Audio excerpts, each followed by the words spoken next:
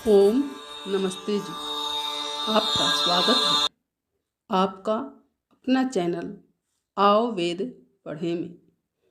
इस चैनल पर केवल आचार्य प्रदीप कुमार शास्त्री जी का ऑनलाइन व ऑफलाइन शास्त्रीय कक्षाओं के वैदिक व्याख्यान उपलब्ध होंगे।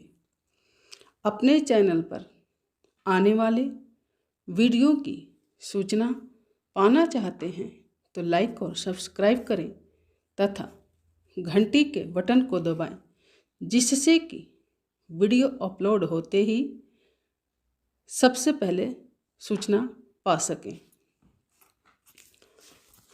वेद पढ़ें पढ़ाएं, सुने सुनाएं, वेद का संदेश घर घर पहुँचाएं। ऋषि ऋण को चुकाएं, अपना कर्तव्य निभाएं, जीवन सफल बनाएं।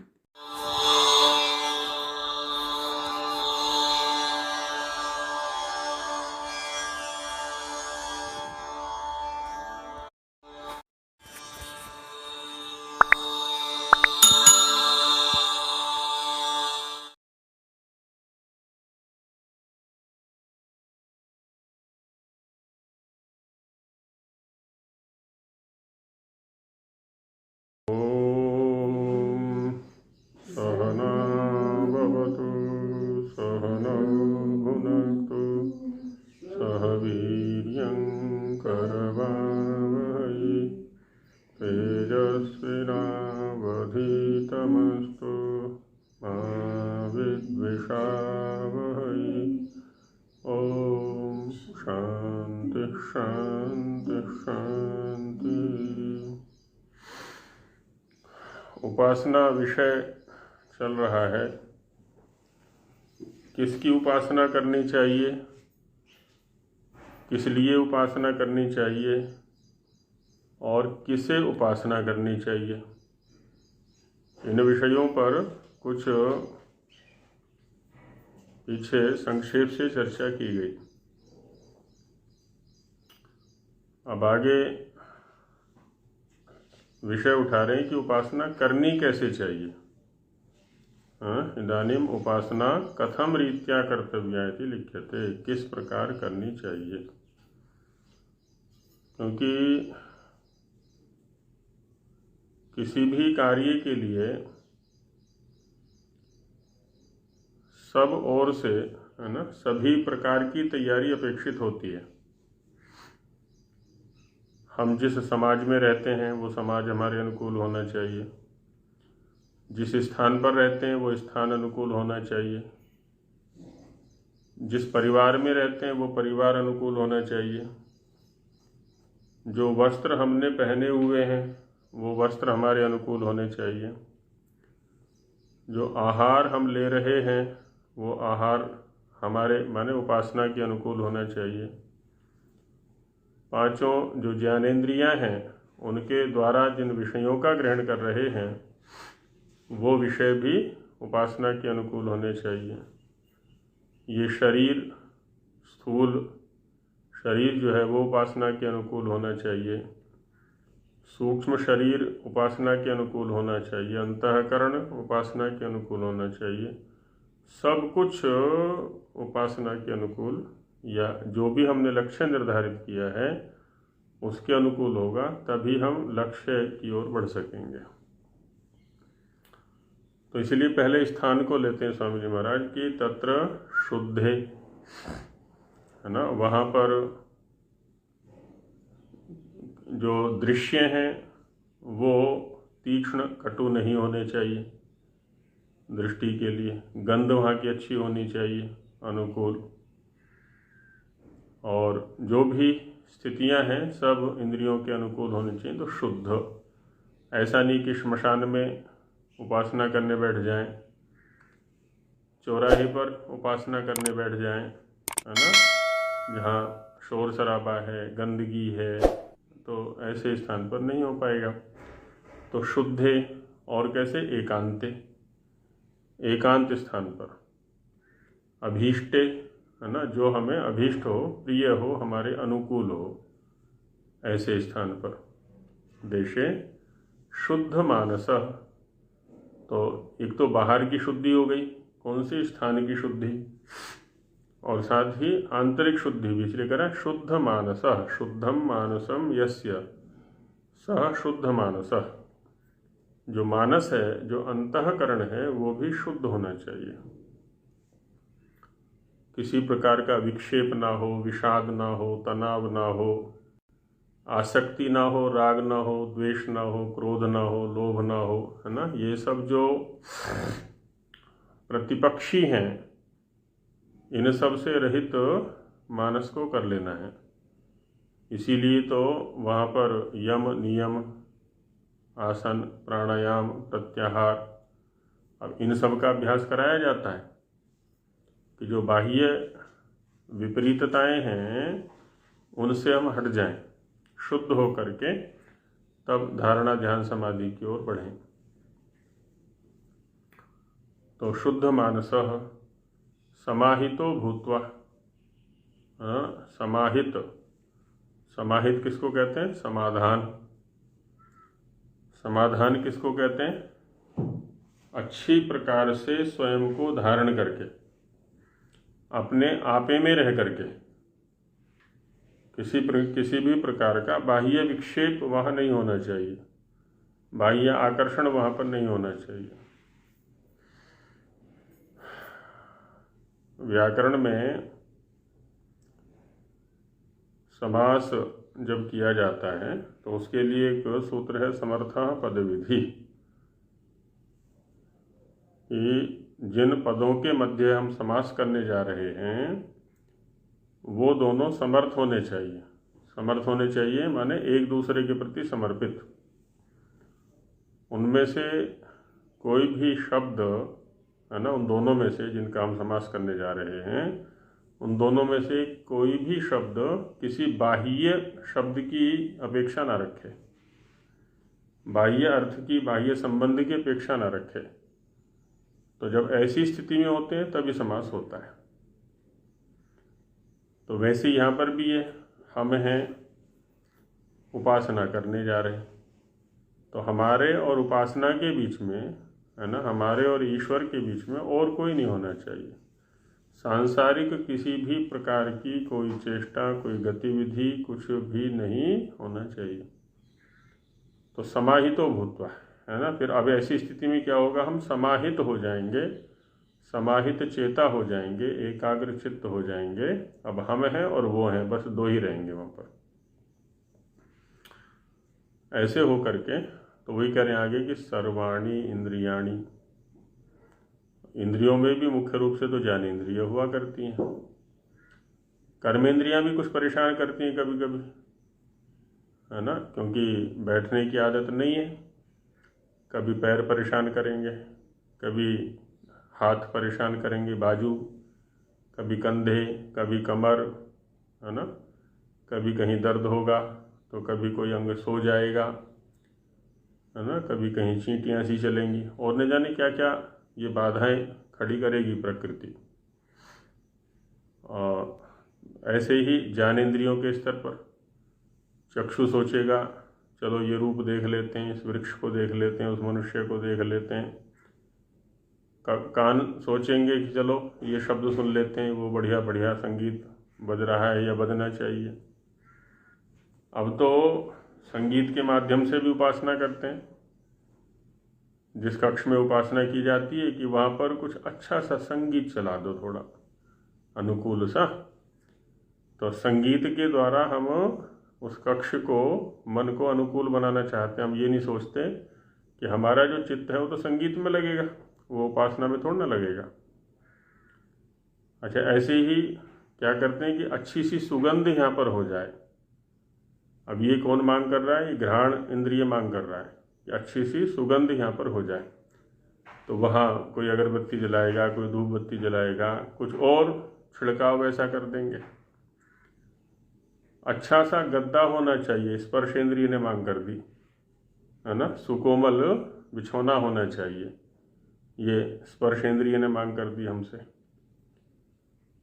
चक्षु ने मांग कर दी कि यहाँ पर जो है ना ऐसे ऐसे चित्र टांग दो, बढ़िया से वनों के चित्र हों, महापुरुषों के चित्र हों, इनके चित्र हों, उनके चित्र हों, या ऐसा दृश्य हो, तो उसको तो है क्या ये सब? ये बाह्य साधन है, ये सब इंद्रियों की मांग है। अब इन सब इंद्रियों की मांगों को यदि हम पूरा करेंगे तो जो स्वामी जी कह रहे हैं ना कि एकाग्री कृत्य, वो नहीं कर सकते। एकाग्र, एक है अग्र, अग्र माने प्रधान, जिसमें वो हो गया एकाग्र। और एक कौन है यहाँ पर? क्योंकि प्रसंग उपासना का है, तो केवल ईश्वर है बस। ईश्वर का कोई गुण हो सकता है, उसका कोई कर्म हो सकता है, उसका कोई स्वभाव हो सकता है, उसको लेकर के हम चिंतन करने बैठे हैं। तो किसी भी इंद्रिय की मांग को पूरा नहीं करना है वहाँ पर कि ऐसा बिछौना होना चाहिए, ऐसा दृश्य होना चाहिए, ऐसा शब्द होना चाहिए, ऐसा रूप होना चाहिए, ऐसी गंध होनी चाहिए, ऐसा स्पर्श हो, कुछ नहीं। हाँ, ये ठीक है, हमें तैयारी ऐसी करनी है कि शरीर अधिक लंबे समय तक जो है शांत रह सके, किसी प्रकार की चेष्टा न कर सके, ऐसी अवश्य वहाँ पर स्थिति बना ले। कक्ष भी शुद्ध हो, वायु भी शुद्ध हो, है ना। तो वही करें, सर्वाणी इंद्रियाणी, सभी इंद्रियों को, और मनश्च, मन को भी। मन उपलक्षण हो गया अंतःकरण का, तो जो बाह्य इंद्रियां हैं उनको भी, और जो अंदर की इंद्रियां हैं उनको भी क्या करना है जी? एकाग्रीकृत्य।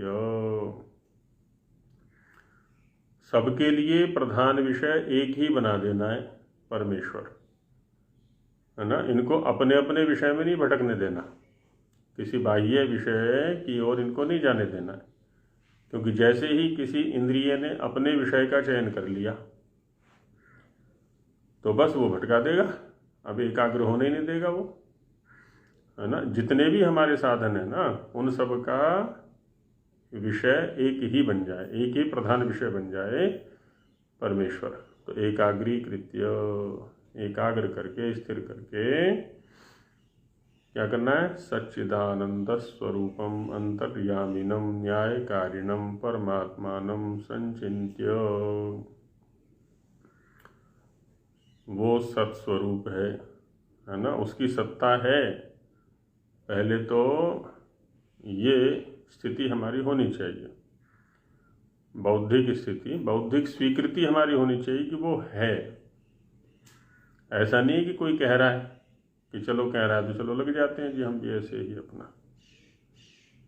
तो बौद्धिक स्वीकृति हो क्या कि वो है, सत्य है वो। और क्या है? चित्त, चेतन है वो, है ना। और कैसा है? आनंद, आनंद स्वरूप है। तो सत स्वरूप है, चित्त स्वरूप है, आनंद स्वरूप है, ऐसा है। इसका चिंतन करना है, कैसे कैसे सत्ता है जी उसकी, क्या क्या चेतनता है। चिति संज्ञाने, है ना, उसकी संज्ञानता पर चिंतन करें। ऋषियों ने अनेक प्रकार से इस विषय को खोला हुआ है। आनंद स्वरूप, आनंद कैसा है? अपने सुख के साथ में तुलना करके देखें। अपने हमें जो इंद्रियों के स्तर पर सुख मिला करते हैं उसको थोड़ा बढ़ा करके देखें, और अधिक और अधिक और अधिक और अधिक। क्या ऐसा भी हो सकता है कि ये सर्वथा बना रहे? क्या ऐसी भी कोई स्थिति है? क्या ऐसा भी कोई आनंद है? तो ऐसा है वो। और कैसा है? अंतर्यामिनम, है ना, वो तो हमारे अंदर ही बैठा हुआ है। हम बाहर खोजते रहते हैं उसको। ये ठीक है कि बाहर की जो संरचना है उसका भी रचनाकार वही है, लेकिन हम भी तो वही हैं, और वो तो निराकार है। निराकार है और सर्वव्यापक है, जहाँ भी देखो वहीं संपूर्ण उपलब्ध है। तो वो तो हमारी अंदर ही उपलब्ध है, तो बाहर कहीं खोजने की आवश्यकता ही नहीं है, अंदर से ही नियमन कर रहा है। वो देख रहा है कि अब उपासना करने बैठा है ये या स्वांग रचने बैठा है। उपासना का स्वांग भी तो रचते हैं ना, उसका नाटक भी तो कर सकता है ये। कहते अंदर से ही सब कुछ निरीक्षण चल रहा है, अंदर से सब कुछ का नियमन चल रहा है। तो अंतर्यामिनम। और कैसा है? न्यायकारिणम, न्यायकारी है। जैसा भी हम कर्म करेंगे उसके अनुसार ही उचित जो फल है वो अवश्य देगा, उचित फल की अवश्य ही प्राप्ति होगी। वो देख रहा है कि ये निकम्मा है या कर्मशील है, कर्मठ है, और कर्मठ भी है तो किस प्रकार के कर्मों में लगा हुआ है ये। छल, प्रपंच, कपट, धोखेबाजी, बेईमानी, संकोच, कुंठा, ईर्ष्या, द्वेष आदि युक्त कर्मों में संलग्न है वो ये। अथवा उदार है ना, जो सभी के उपकार के लिए, सभी के सुख के लिए, जैसे प्रकृति का एक एक कण सभी के सुख के लिए समर्पित है, तो वैसे ही इसकी भी गतिविधियां हैं। वो सब देख रहा है वो कि सबके सुख के लिए सोच रहा है, सबके सुख के लिए प्रयत्न कर रहा है कि दुख के लिए प्रयत्न कर रहा है। और जैसे भी हमारे प्रयत्न होंगे, जैसा भी हमारी गतिविधि होगी, उसी के अनुसार ये फल मिलने वाला है। ऐसे परमात्मानम संचिन्त्य, ऐसे परमात्मा का सम्यक चिंतन करके, बस उसके किसी न किसी गुण का चिंतन करे। चिंतन करते करते करते करते तत्र आत्मानम नियोज्य च। अब होता क्या है ना, जो गंभीरता से स्वाध्याय करते हैं उन्होंने भी अनुभव किया होगा। जैसे हम कोई कहानी पढ़ रहे हैं, है ना, एक सरल से सरल कहानी ले लें कोई भी, या आजकल है तो वो फिल्में देखते हैं, नाटक देखते हैं। कुछ लोग हैं ना जिनको फिल्में देखने का शौक़ होता है, या नाटक, टीवी पर नाटक देखने का शौक़ होता है। तो फिल्मों में या नाटकों में क्या होता है, एक नायक होता है जो अच्छे कर्म करता है, और एक खलनायक अथवा खलनायिका है। ऐसे उधर भी नायक या नायिका है। जो अच्छे कर्म करने वाले हैं वो नायक अथवा नायिका कहलाते हैं, और जो बुरे कर्म या उसके विपरीत कर्म करने वाले होते हैं उनको खलनायक अथवा खलनायिका कहते हैं। अब जो इधर ये दर्शक है, दर्शक की भूमिका में जो भी उस दृश्यों को देख रहा है, तो उनमें से किसी, है ना, उनमें से दोनों के चरित्रों को वो देख रहा है, दोनों के गुणकर्म स्वभावों को वो साक्षात देख रहा है पर्दे पर। और जैसी उसकी स्वयं की वृत्ति होती है वैसे पात्र के साथ में स्वयं को जोड़ लेता है। यदि ये सत्प्रवृत्तियों वाला है दर्शक, तो स्वयं को नायक अथवा नायिका के गुणों के साथ जोड़ेगा कि मुझे भी ऐसा होना चाहिए, मैं भी ऐसे ही कर्म करूँगा, है ना। और यदि ये दुष्प्रवृत्तियों वाला है, दुष्चरित्र वाला है, तो स्वयं को खलनायक अथवा खलनायिका के साथ जोड़ लेता है कि ऐसा करना चाहिए, इसको ये करना चाहिए था, इसको ऐसा करना चाहिए था, आदि आदि। कोई आतंकवादी गतिविधि वाला है तो स्वयं को वैसे पात्र के साथ जोड़ लेता है, और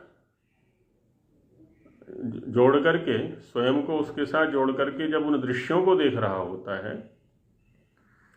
तो एक स्थिति ऐसी आ जाती है उस दर्शक के साथ में, माने इतना उस दृश्य के साथ में आत्मभाव कर लेता है वो कि अंदर उस पर्दे के अंदर होने वाली गतिविधि के अनुकूल ही ये भी चेष्टा करने लगता है। कहीं मरने मारने का प्रसंग आता है, यदि इसका जो चाहा हुआ पात्र है उसकी मृत्यु हो रही है, उसको पिट रहा होता है, तो ये अवसाद में आ जाता है, दुखी सा हो जाता है। और यदि ये पीट रहा होता है इसका चाहा हुआ पात्र, तो इसमें जोश आ जाता है। और इतना जोश आता है कभी कभी तो कि सामने वाले जो बैठे हुए ना और भी, उन्हीं में मुक्का रख देता है या लात मार देता है ना, कि ऐसे मार ऐसे मार।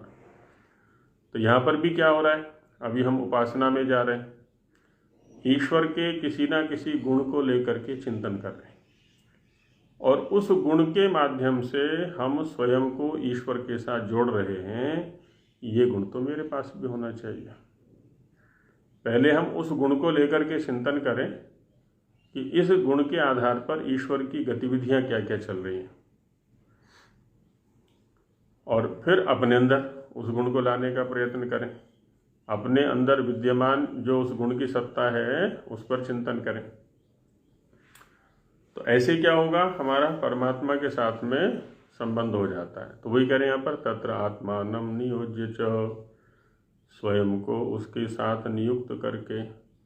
अब ये सब स्वाभाविक होने वाली घटनाएं हैं, है ना, प्रत्येक के साथ में यहाँ घट रही है ये सारी घटनाएं, लौकिक स्तर पर सांसारिक स्तर पर घटती हैं ये। तो इसी चीज को हमें वहाँ उसके साथ घटाना है। तो जब हम उसके साथ नियुक्त करते हैं स्वयं को, तो तस्यैव स्तुति प्रार्थनानुष्ठाने सम्यक् कृत्वा, उसी ईश्वर के ही स्तुति प्रार्थना का अनुष्ठान, स्तुति का भी, उसका जो गुण हैं या जो गुण नहीं है ना, आकारहीन है वो, शरीर रहित है वो, जन्म रहित है वो, मृत्यु रहित है वो, आदि आदि जो चीज़ें उसके पास नहीं है, तो उन रूप में उसकी स्तुति है। वो न्यायकारी है, वो सर्वशक्तिमान है, वो सत्स्वरूप है, चित स्वरूप है, आनंद स्वरूप है। जो गुण उसके पास हैं तो उनके उसके रूप में देखना है उसको, और उसी के अनुकूल फिर प्रार्थना कि मैं भी ऐसे ही बनना चाहता हूँ, है ना। ओजोसी ओजोमयि देहि, बलमसी बलमयि देहि, सहोसी सहोमयि देहि, है ना। तो वैसा ही प्रार्थना वहाँ पर चलेगी। फिर सम्यक् कृत्वा उपासनया, ये उपासना की प्रक्रिया हो गई। तो उससे क्या होगा, ईश्वरे पुनः पुनः स्वात्मानं संलग्येत। अब होता क्या है, क्योंकि हमारा जो अभ्यास है वो प्रकृति के सानिध्य का बना हुआ है, इसलिए हम बार बार उधर जाना चाहेंगे, परमेश्वर की ओर, उसके गुणों की ओर। लेकिन इधर प्रकृति अपनी ओर खींचेगी, क्योंकि अभ्यास तो कई जन्मों से इधर का बना हुआ है हमारा। तो इसलिए क्या करना है, बार बार प्रयत्न पूर्वक, जैसे बच्चे का होता है ना, पढ़ने में मन नहीं लगता है, तो माता पिता उसको बार बार कि चलो कक्षा में जाओ, चलो पढ़ने बैठो, अच्छा ये काम करके दिखाओ, होमवर्क दे दिया, है ना, अभी गिनती लिख के दिखाओ, अभी पहाड़े लिख करके दिखाओ, ये कविता लिख करके दिखाओ, ये मंत्र लिख करके दिखाओ, अच्छा ये कहानी लिख करके दिखाओ। तो कई प्रकार से उस बच्चे को विद्या के अनुकूल बनाने का प्रयास हम करते हैं।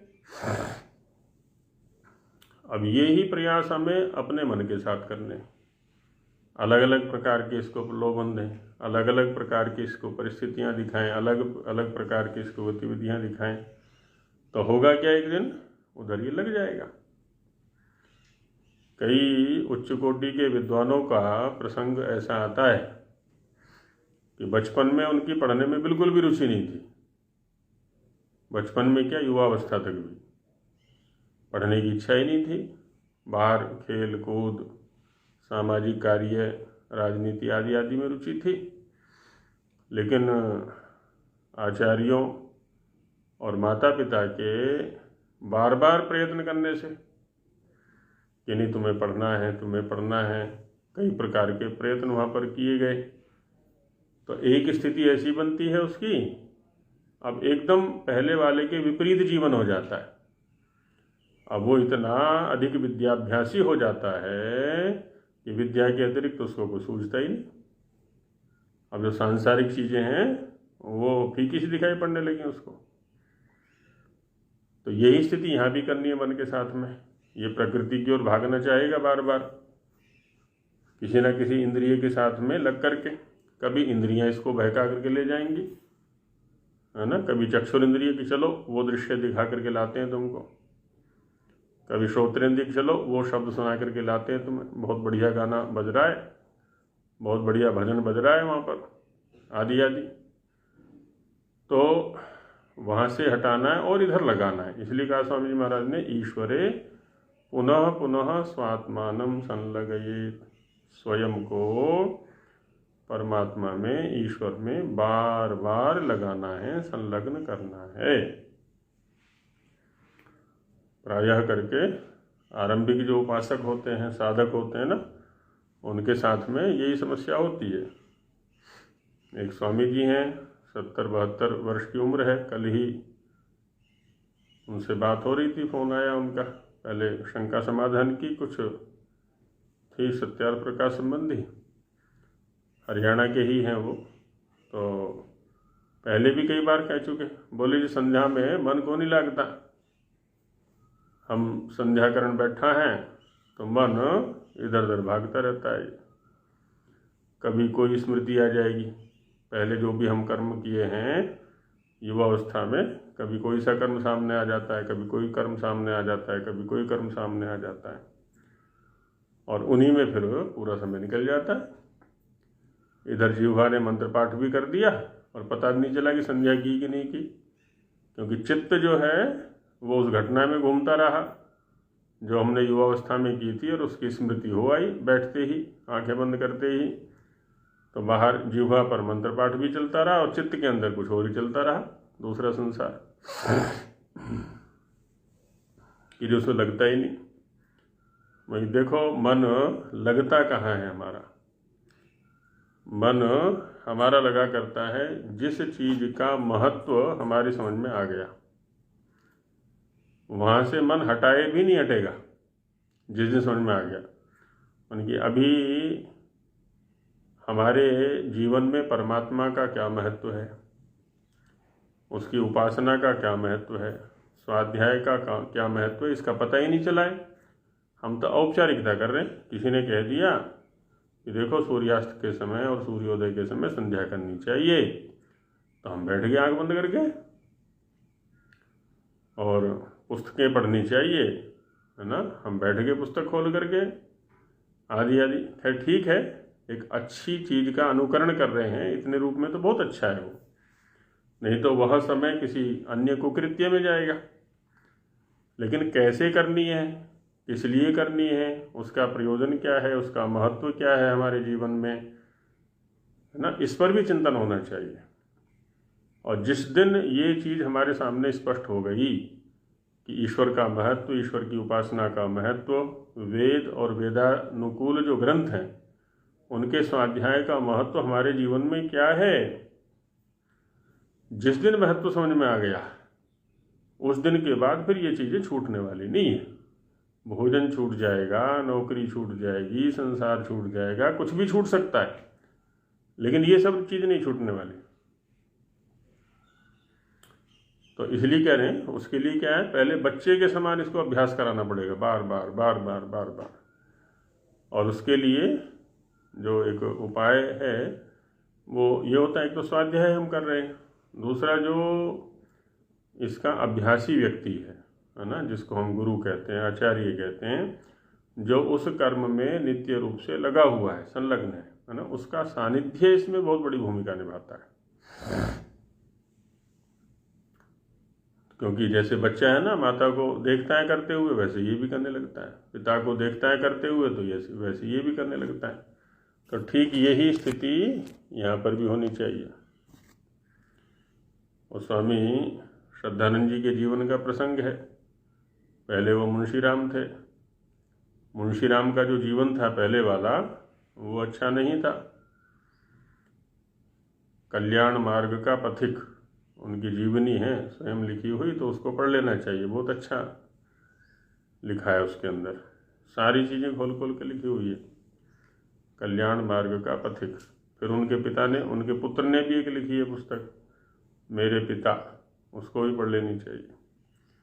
तो स्वामी श्रद्धानंद जी से एक बार किसी ने पूछा कि स्वामी जी महाराज, आपका जीवन इस समय इतना बदला हुआ है, क्योंकि सामाजिक कार्यों में भी, आध्यात्मिक में भी, उधर गुरुकुल का भी संचालन, गुरुकुल कांगड़ी का संचालन चल रहा था, अनेक छात्रों का अध्यापन चल रहा था, ये सब परोपकार के कार्य चल रहे थे। तो कि क्या कभी पिछले जीवन की स्मृतियाँ नहीं आती हैं, जो जब आप वकील थे उस समय जो जो कृत्य आप किया करते थे, क्या उनको करने की इच्छा नहीं होती कभी? तो बोले इच्छा कैसे होगी, वो मेरा गुरु दयानंद वो डंडा लिए खड़ा रहता है सामने हमेशा।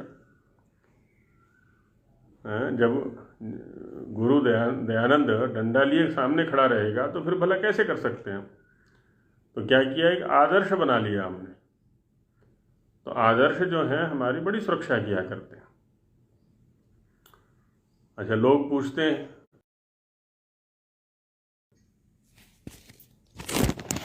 ये यज्ञोपवीत पहना हुआ है, इसका क्या लाभ है? ये खड़ाऊँ पहनी हुई है, इनका क्या लाभ है? क्योंकि देखो भाई, इनका वैज्ञानिक जो लाभ है वो तो एक अलग पक्ष है, लेकिन एक व्यावहारिक लाभ जो है इनका बहुत बड़ा दिखाई पड़ता है। जितने भी प्रतीक हैं ना हमारे, ये ऋषियों ने बड़े सोच समझ करके हमें दिए हुए हैं। शिखा है, यज्ञोपवीत है, श्वेत वस्त्र हैं, ऐसी महिलाओं के वस्त्र हैं, पुरुषों के वस्त्र हैं, एक स्थान, हमारा कमरा कैसा होना चाहिए, उसका पेंट कैसा होना चाहिए, वहाँ एक यज्ञशाला होनी चाहिए, प्रत्येक घर के अंदर एक उपासना गृह होना चाहिए। तो इन सब के होने का, है ना, अलग से होने का एक बहुत बड़ा महत्व ये है कि हम स्वाभाविक रूप से कुकर्मों से बच जाते हैं। हम गए बाजार के अंदर और हमारे सिर के ऊपर शिखा है, चोटी है, तो हम चाह करके भी कुकर्म नहीं कर सकते, क्योंकि शिखा वाले की पहचान एक अलग प्रकार की है समाज के अंदर। तो शिखा ने हमारी सुरक्षा कर दी। किसी कुकर्म में जाने से पहले ही हमें सचेत कर दिया कि देखो तुम्हारे सिर के ऊपर शिखा है, और शिखा वाला यदि इस कर्म को करेगा तो कैसा लगेगा। यज्ञोपवीत ने सुरक्षा कर दी। कुर्ता धोती सफ़ेद पहने हुए हैं, बढ़िया, है ना, उसने सुरक्षा कर दी। गले में दुपट्टा डाला हुआ है, तो ये परिवेश ने ही हमारी सुरक्षा कर दी।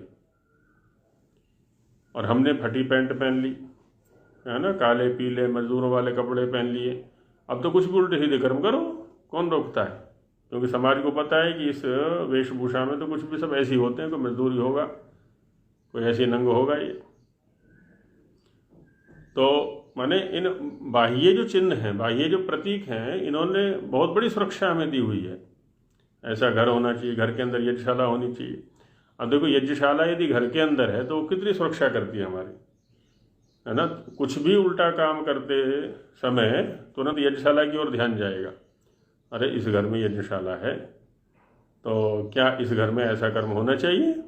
कोई दूसरा भी करने से 100 बार पहले सोचेगा कि भाई यहाँ तो यज्ञशाला है, यहाँ तो उपासना घर है ना, तो यहाँ पर ये कर्म नहीं होना चाहिए।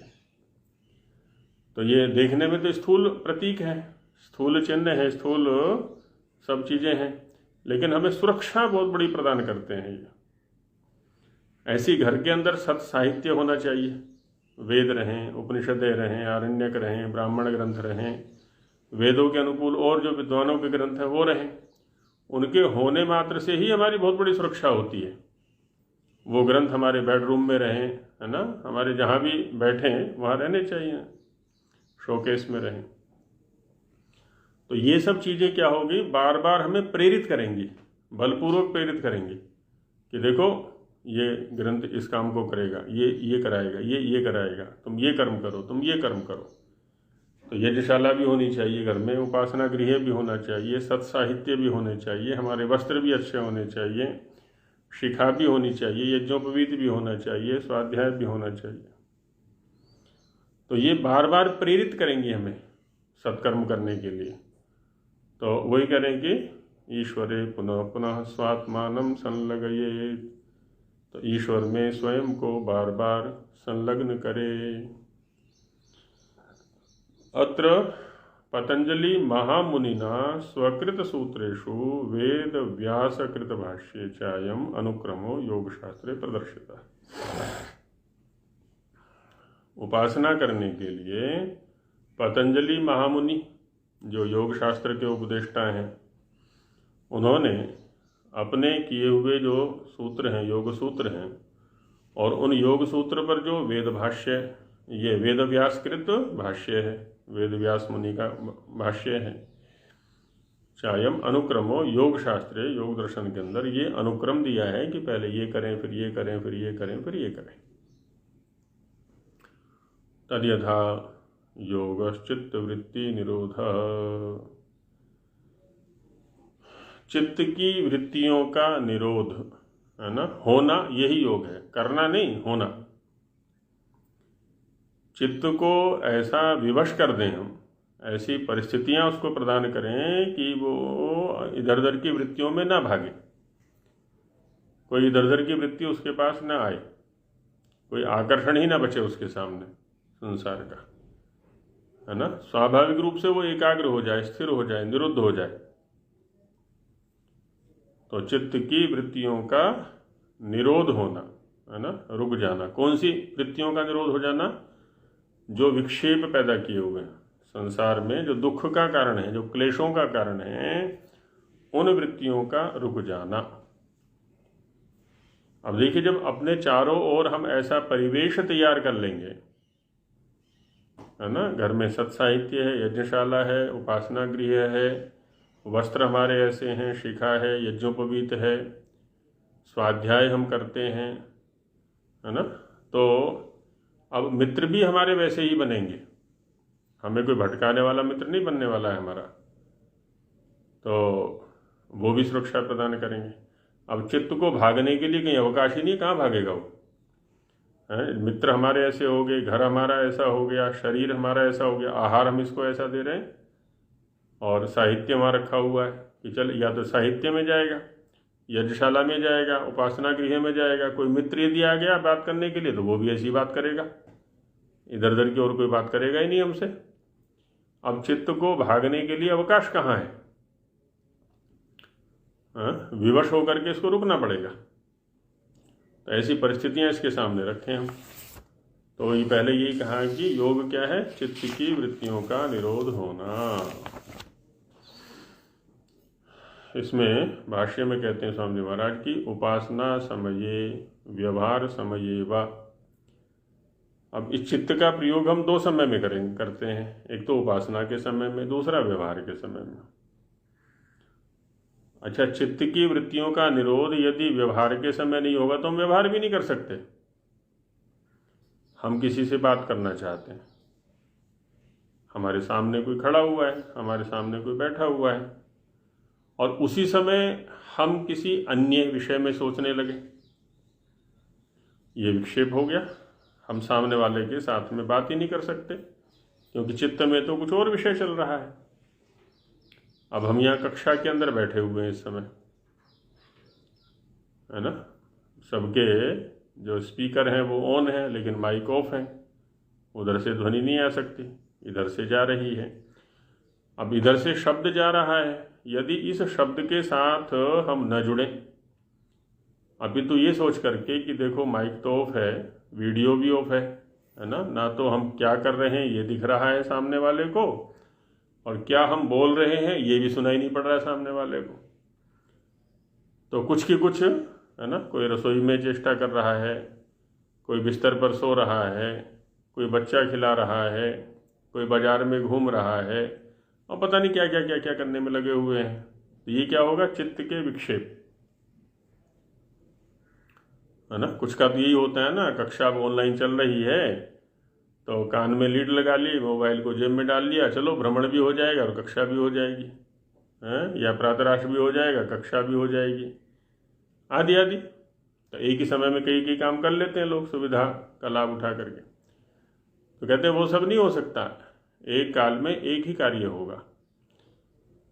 तो वही कह रहे हैं व्यवहार समय वा परमेश्वराद अतिरिक्त विषयात। उपासना समय में तो परमेश्वर के अतिरिक्त विषय में, और व्यवहार समय में जिस समय जिस विषय को हम लेना चाहते हैं, जिस समय जिस विषय से हम व्यवहार करना चाहते हैं, उस विषय के अतिरिक्त जो विषय है, अधर्म व्यवहाराच्य, और जितने भी अधर्म के अनुकूल व्यवहार हैं उनसे भी मनसो वृत्ति ही सदैव निरुद्धा रक्षणीया इति। मन की जो वृत्तियां हैं उन सबको निरुद्ध रखना है, रोक करके रखना है। जब हम उपासना में बैठे तो बस हमारे चित्त की जो वृत्ति है वो केवल परमेश्वर परक होनी चाहिए, परमात्मा परक होनी चाहिए, उसी के गुण कर्म स्वभावों पर चिंतन चले बस, और किसी विषय को हम सामने नहीं आने देंगे। व्यापार में क्या घाटा हुआ, शरीर में क्या क्लेश हुआ, है ना, रसोई में क्या बना, रसोई में क्या बनाना है, या आज कक्षा में क्या पढ़ाना है, कोई लेना देना नहीं। अब उपासना में बैठे हैं, उपासना का समय है, तो केवल उपासना पर ही हमारा चित्त रहेगा, उस एकमात्र वृत्ति वही रहेगी। वृत्ति का मतलब होता है वर्ताव, व्यवहार, बर्तना। तो इसकी जो स्थिति है वो परमेश्वर परक रहेगी, और कोई विषय हम इसकी वृत्ति का नहीं बनने देंगे। और इसमें जबरदस्ती नहीं चला करती, है ना। इसलिए कहा है ऋषियों ने, क्या है, यथार्थ ज्ञान। जिस दिन हमें परमेश्वर का, परमेश्वर की जो उपासना है, प्रार्थना है, स्तुति है, उसका यथार्थ ज्ञान हो जाएगा उस विषय का, तो उस दिन के बाद हम छोड़ने वाले नहीं हैं। चित्त बार बार जाएगा कि चलो समय हो गया, लेके चलो उधर, उपासना का समय हो रहा है।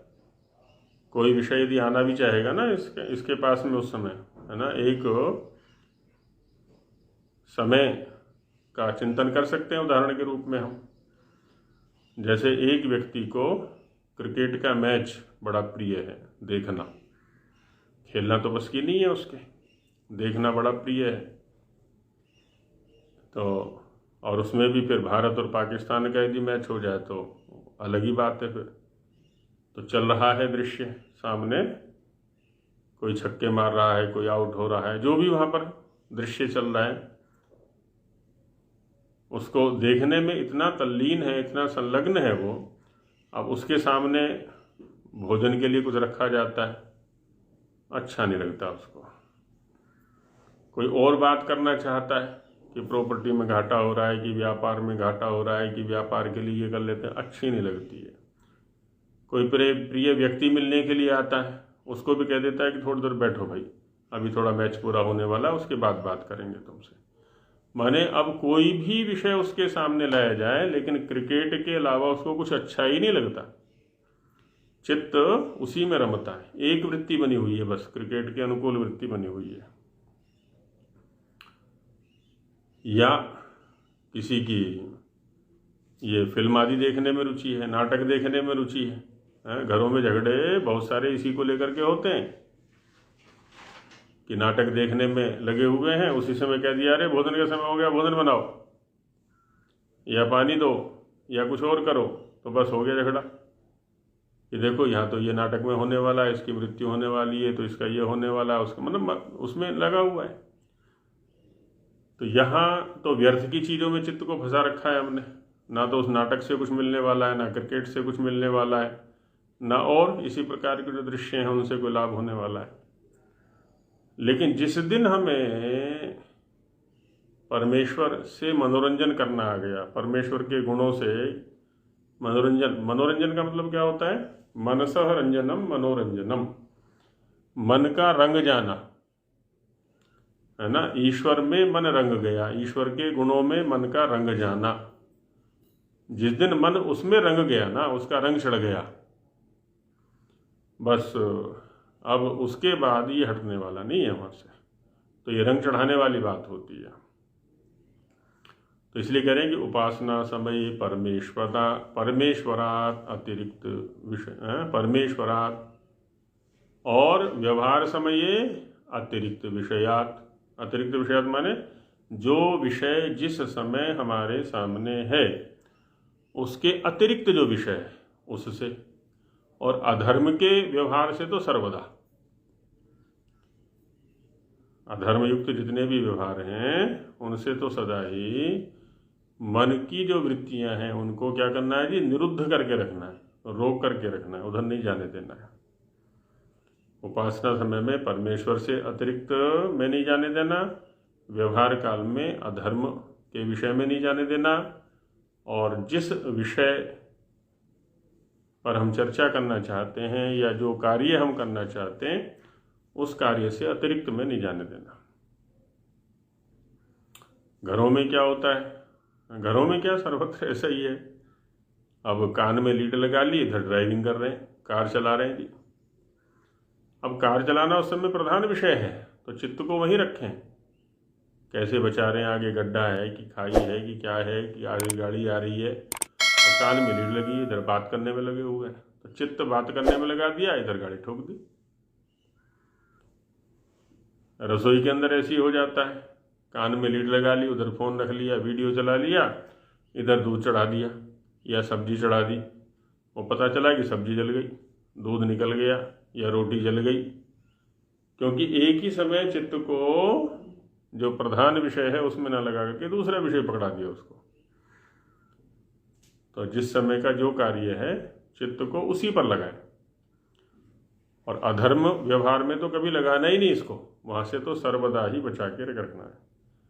और अधर्म क्या है, उपासना क्या है, किसकी होती है, मुख्य कार्य क्या है, प्रधान कार्य क्या है, ये हमें स्वाध्याय बताएगा, ऋषि लोग बताएंगे, ऋषियों का स्वाध्याय हमें बताएगा।